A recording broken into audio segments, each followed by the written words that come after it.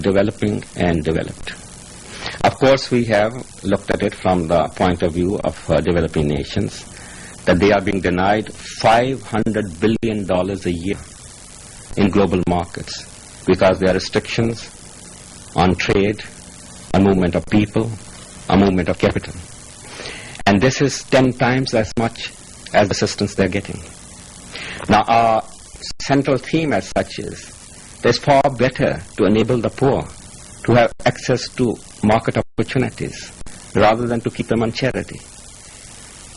But it's not only good for developing countries, it's good for the developed nations. If the markets are open, more efficiency, more competition, more growth, there'll be more jobs. Now, it is true that in a period of rapid change, some sectors will come under pressure. There'll be less jobs for auto workers, for textile workers, for some farmers who are now free, cannot have the protection that they had before. But there'll be other jobs created in high technology industries. And our problem has been, and it's a dilemma that leadership will have to look at, the jobs that we lose in the industrial countries, those are certain. The jobs which will be created in future, they are uncertain.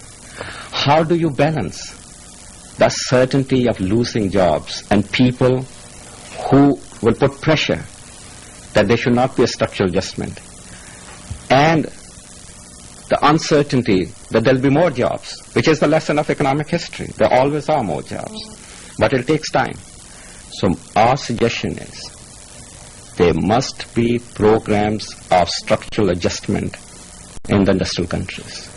We are living in a period where the change will be rapid, it will be traumatic, it will be fast.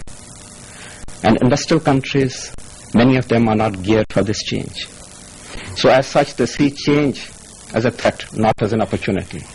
And they should be prepared with structural adjustment programs to cushion in temporary periods the workers, retrain them, prepare the society for future technologies, future investments. And let me say, almost all developing countries are going through structural adjustment. World Bank, IMF are leading these programs. But industrial countries are not. Now, isn't it necessary that they use the peace dividend, which is coming? There's a reduction in military expenditures by $92 billion in the last 5 years. Use it to prepare their own societies for future change, for their own human agenda. That will help us more in the developing world, because then we can get into those markets and not have to live on charity alone. Ted Morello. Mr. Hawke, you have spotlighted the question of peace dividends as a result of many things. We've been hearing that around here since 1963 was one milestone on it, when at the signing of the Partial Test Ban Treaty, people saying what was formerly spent for that should go into development. We heard it again. It was revived again at the end of the Cold War, but now you brought it up again in your report. In that generation between 63 and the present time, have you seen any perceptible movement in that direction? Well, I think there is a tremendous change. For the first time, Ted, peace dividend is no longer a fiction, it's a reality. Not many people realize that peace dividend has been materializing, but it's not being used for the right purposes. In the last 5 years, military expenditures in USA and USSR particularly, not in Europe and Japan, went down by $92 billion.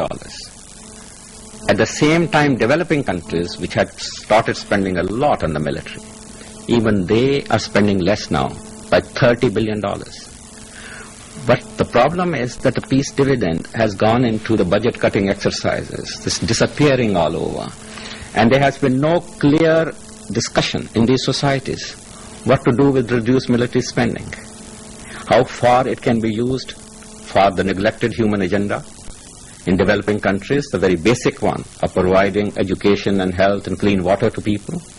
And developed countries, the human agenda of homelessness, drug addiction, pollution, and other goals. And how far it can be used to prepare societies for future change, For developing countries, investing in capital formation, in people, and in technology. And industrial countries, for those structural adjustment programs we were talking about just now, to train and prepare the society for future. So I think the peace dividend is a reality. Many industrial countries have already announced that they will reduce the military expenditure by 3% a year over the next decade. If they really implement it, which they already have in the last 5 years, if they really implement it, there will be a peace dividend of $1.2 trillion over the next 10 years in the industrial world. And if developing countries also do the same, they'll have $300 billion, enough to put all the children in schools, get clean drinking water, get primary health care for all. And even if they don't do 3% a year, let us be modest. Let us say 1% a year reduction in military expenditures. That alone will give $500 billion of peace dividend to the entire globe. As such, I think this is beginning to happen. And what's more, military spending is high now on the international agenda for developed countries and developing countries. You know that World Bank never talked about it before. IMF never had data on military debts even. Now it's moving into their conditionality. And Germany and Japan have announced already that they are going to cut down their assistance to countries on the basis of the level of the military spending. So it's becoming a legitimate issue of global dialogue. And I do hope that we can take advantage of it. The program is World Chronicle. Our guest is Mahbub al-Haq, a special advisor on human development to the administrator of UNDP. Yvette Collymore.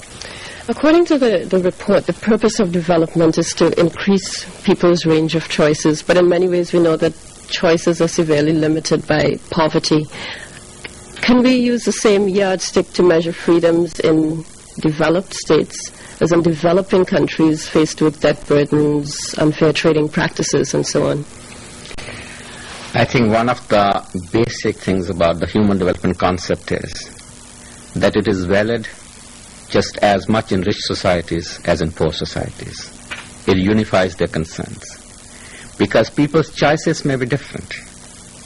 In poor societies, it may be a struggle to survive. In rich society, it may be a question of balancing private greed with social responsibility for those who fall outside the marketplace in terms of homelessness, in terms of not having enough investment in education and health. But the choices are there. People make their choices in the marketplace, people make their choices otherwise. They make it economically, they make it politically, they make it socially. And taking that concept of development helps unify the concerns of the South and the North and to overcome the divide. Normally, all development analysis has proceeded in terms of poor societies, third world, less developed countries, as if the developed countries do not have choices that they must discuss very seriously. We find that life does not either begin or end at $20,000 per capita income. You can still return home and find that your child is on drugs, that there's environmental pollution and you can hardly breathe. You can find that your life is threatened by crime, by urban violence. You can find the whole neglected human agenda. And as such, I believe that the same yardsticks of human development and human freedom can be used in developing and developed countries, which is the basic message of the report. But don't you have to preface the arguments with the fact that the need to address poverty? That is true. Poverty is certainly restricting people's choices. What is poverty after all?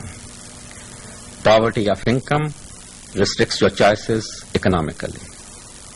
Poverty of education restricts your choices intellectually.